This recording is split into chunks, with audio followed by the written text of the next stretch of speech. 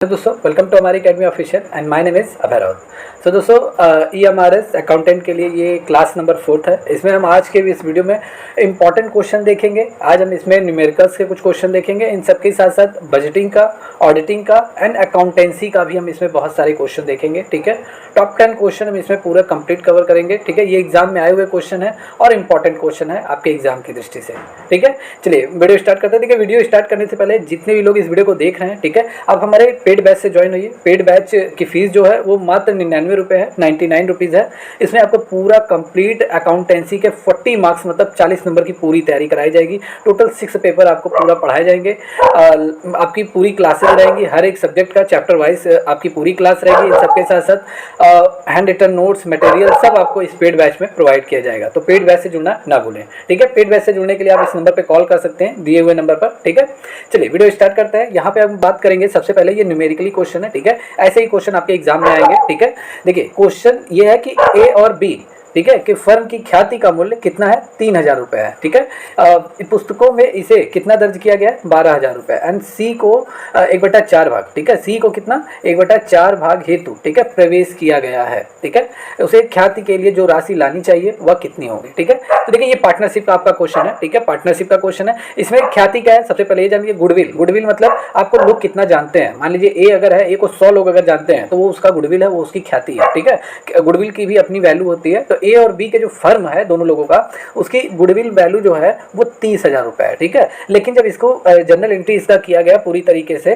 तो वहाँ register maintain करते समय पूरी तरीके से इसे 12,000 प्रदर्शित किया गया। मतलब 30,000 है लेकिन 12,000 दिखाया गया है। ठीक है, और ये लोग क्या करते हैं, अपने फर्म में सी को भी ऐड कर रहे हैं और सी 1/4 भाग प्रवेश किया गया, मतलब 1/4 भाग वो लेकर आ रहा है। ठीक है, तो उसे ख्याति के लिए टोटल कुल कितनी राशि लानी चाहिए, वो आपके ऑप्शन है 4500 रुपये। ठीक है, 4500 रुपये, 3000 रुपये, ठीक है, 7500 रुपये या 10,500। तो सी कितनी ख्याति राशि लेकर आएगा। तो चलिए इसका राइट आंसर देखते हैं। इसका आंसर क्या है, चलिए, तो इसका आंसर है 4500 रुपये। ठीक है, 4500 रुपये is the right answer of this question. ठीक है, चलिए अब जानते हैं ये 4500 कैसे आया। तो सबसे पहले सी के ख्याति द्वारा लाई जाने वाली राशि। ठीक है, देखिए 30,000 रुपये तो इन लोगों की गुडविल थी, राइट, इन लोगों की गुडविल 30,000 है, लेकिन इसे लिखते समय कितना लिखा गया, 12,000 लिखा गया। ठीक है, टोटल 12,000।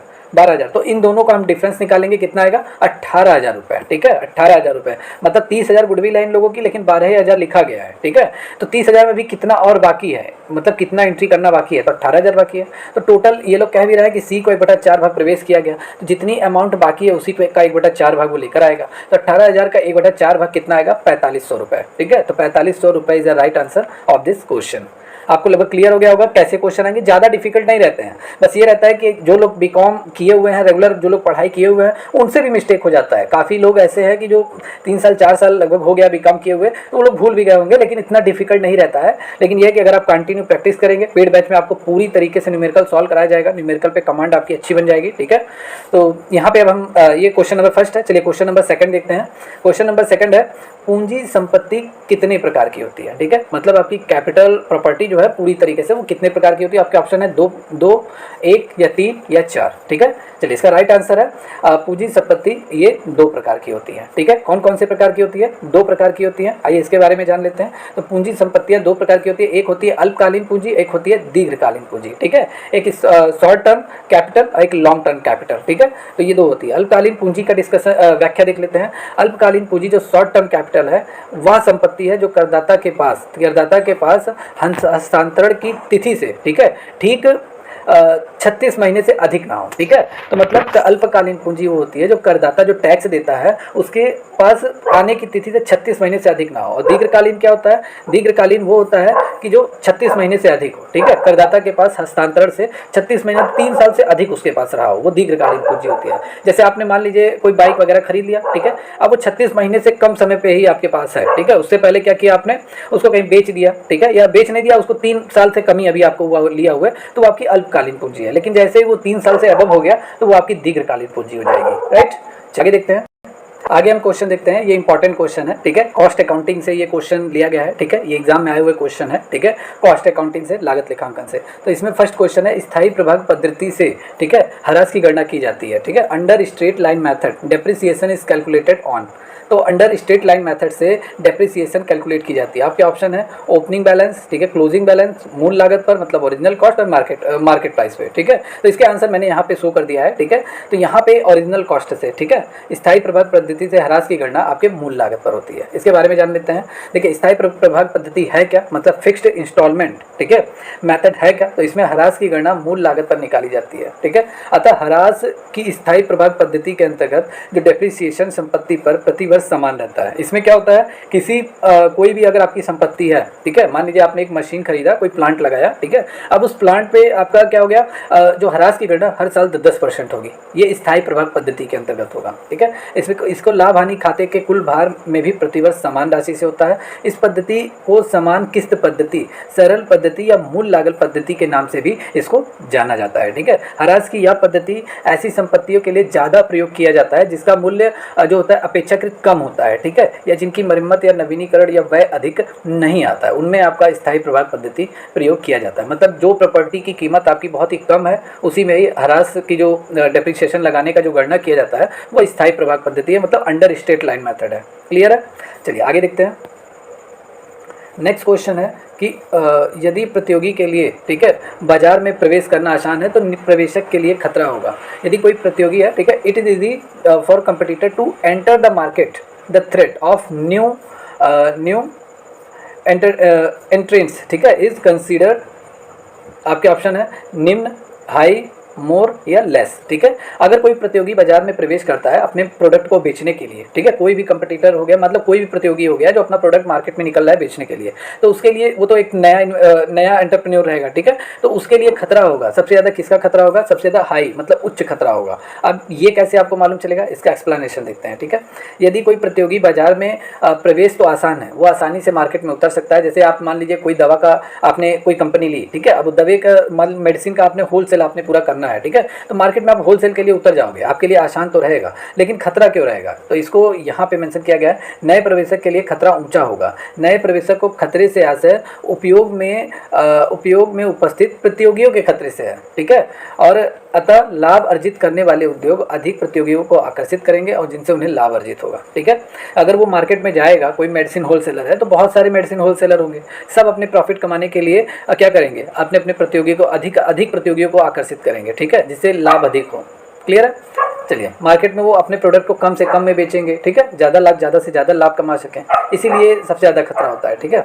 चलिए आगे अगर हम बात करेंगे, देखिए क्वेश्चन है ई कॉमर्स में लेन देन किस प्रकार होते हैं, ठीक है, how the transaction occur in the e commerce, ठीक है। तो इसका राइट आंसर है यूजिंग ए ईमेल मीडिया, ठीक है। तो ई मीडिया के प्रयोग से ई कॉमर्स में लेन देन होता है। तो ई मीडिया के प्रयोग से मतलब इसका पूरा एक्सप्लेनेशन जानते हैं। ई मीडिया के प्रयोग से ई कॉमर्स के लेन देन की प्रक्रिया होती है। आपको मालूम होगा कि आप जब से टीवी ऑन करते हैं, ठीक है, टेलीविज़न, तो आपको बहुत सारे ऐड दिखाई देते हैं, फ्रिज का, टीवी का, कूलर का, पता नहीं किस किस चीज़ का ऐड दिखाई देता है। आपको खरीदने के लिए उसमें मतलब प्रचार प्रसार होता है, ठीक है, आपको प्रचार वगैरह दिखाई देता है। तो वही है क्या है, ई मीडिया के प्रयोग से ई कॉमर्स में जो लेन देन होता है वो ई मीडिया के प्रयोग से होता है। कोई नई मोबाइल निकली, मान लीजिए टेक्नो का, तो वो टीवी पे ऐड दे रहा है, ठीक है, कोई हीरो उसका प्रचार कर रहा है। तो यही है क्या है, यही ई कॉमर्स में मतलब लेन देन की जो प्रक्रिया ट्रांजैक्शन का वो ई मीडिया के प्रयोग से होता है, ठीक है। रेडियो से भी होता है, इंटरनेट से, फैक्स से, ठीक है, इंटरनेट से भी आपका बहुत सारी चीज़ें हैं, जैसे बहुत सारे जितने भी नए नए प्रोडक्ट निकलते हैं वो इंटरनेट पे आपके आ जाते हैं। कोई मूवी वगैरह निकलती है, अगर वेब सीरीज़ वगैरह, तो वो इंटरनेट के माध्यम से ही तो आपको दिखाई पड़ते हैं, तो वही ई मीडिया है, ठीक है।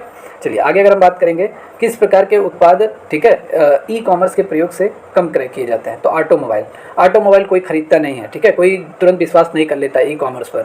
आप कभी मतलब 4 व्हीलर 2 व्हीलर कभी कोई खरीदता है? बहुत कम ही लोग होते हैं जो ऑनलाइन बुक कर दिए, हाँ चलो यार 4 व्हीलर लेना है, 2 व्हीलर लेना है, ठीक है, वरना ये बहुत कम क्रय किया जाता है। ऑटोमोबाइल ऑनलाइन कोई नहीं से लेता ई कॉमर्स में, ठीक है, लेते क्यों नहीं है, लेकिन बहुत ही कम लोग, ठीक है। तो पुस्तकें जो सभी स्टूडेंट लेते हैं ऑनलाइन, ठीक है, सॉफ्टवेयर भी लेते हैं, ठीक है, तो ये सब चीज़ें ज़्यादा प्रयोग में की जाती हैं, ठीक है। ऑटोमोबाइल देखिए यहाँ लिखा हुआ है, ऑटोमोबाइल टाइप के प्रोडक्ट ई कॉमर्स के अंतर्गत कम मात्रा में खरीदे जाते हैं।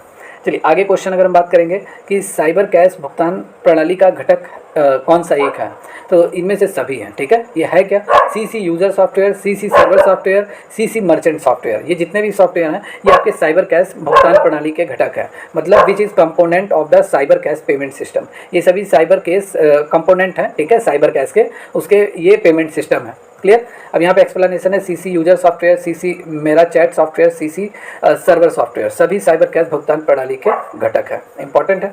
चलिए नेक्स्ट क्वेश्चन है कि कौन सा ई कॉमर्स में सभी प्रकार के ई भुगतान की रीढ़ है, मतलब which is the backbone of all E payments in e commerce. E commerce में मतलब पेमेंट करने का जो बैकबोन है, जो इंपॉर्टेंट है, मतलब रीढ़ की हड्डी जिसे कहा जाता है, मेन यही है, तो वो आपका है ईपीएस। ठीक है, EPS is the right answer. EPS है क्या, इसके बारे में जान लेते हैं। ईपीएस है इलेक्ट्रॉनिक पेमेंट सिस्टम या ऑनलाइन प्रणाली, ई कॉमर्स में सभी प्रकार के भुगतान का माध्यम है। ठीक है, ईपीएस इलेक्ट्रॉनिक पेमेंट सिस्टम जो है वो सभी प्रकार के भुगतान प्रणाली का माध्यम है, मीडियम है। इसे ई कॉमर्स के भुगतान की रीढ़ कहा जाता है। ई कॉमर्स में सौदों का भुगतान जो होता है वो चेक या नगद में नहीं किया जाता है। ठीक है, भुगतान इलेक्ट्रॉनिक मीडिया से होता है, मतलब सौदों का जो भुगतान होता है वो चेक से नहीं होता है, ना ही नगद होता है। इसमें गूगल पे, फोन पे, ये सब यूपीआई आईडी इन्हीं सबसे आपका होता है। ठीक है, तो EPS is the right answer of this question. ठीक है, तो टोटल ये 8 से 9 क्वेश्चन थे, आज इतना ही, क्योंकि ये इंपॉर्टेंट क्वेश्चन है। ठीक है, जितने भी लोग इस वीडियो को देख रहे हैं, ठीक है, आपकी पेड बैच पूरी तरीके से 15 जुलाई से स्टार्ट होने वाला है। आप सभी लोगों से, जो लोग इस वीडियो को देख रहे हैं, ठीक है, जितने लोगों ने ईएमआरएस अकाउंटेंट के लिए फॉर्म अप्लाई किया हुआ है, ठीक है, वो हमारे पेड बैच से जुड़ना ना भूलें। ठीक है, पेड बैच में आपको कंप्लीट तैयारी कराई जाएगी, चैप्टर वाइज डिस्कशन होगा, एमसीक्यू तो 100% चलेगा, वो भी एक्सप्लेनेशन के साथ, जैसे अभी चल रहा है। ठीक है, कंप्लीट तैयारी होगी। जितने भी इंग्लिश मीडियम, हिंदी मीडियम के स्टूडेंट हैं, सभी के लिए है पेड बैच। ठीक है, तो पेड बैच ज्वाइन करना ना भूलें। अपने एग्जाम में सक्सेस अगर आपको होना है, सिलेक्शन पक्का करना है, तो पेड बैच से ज्वाइन होना जरूर होइए। ठीक है, और जितने भी लोग इस वीडियो को देख रहे हैं, वीडियो का सेशन अच्छा लगा हो तो चैनल को लाइक एंड सब्सक्राइब करना ना भूलें, बेल आइकन पर प्रेस करना ना भूलें। हैशटैग हमारी अकेडमी ऑफिशियल।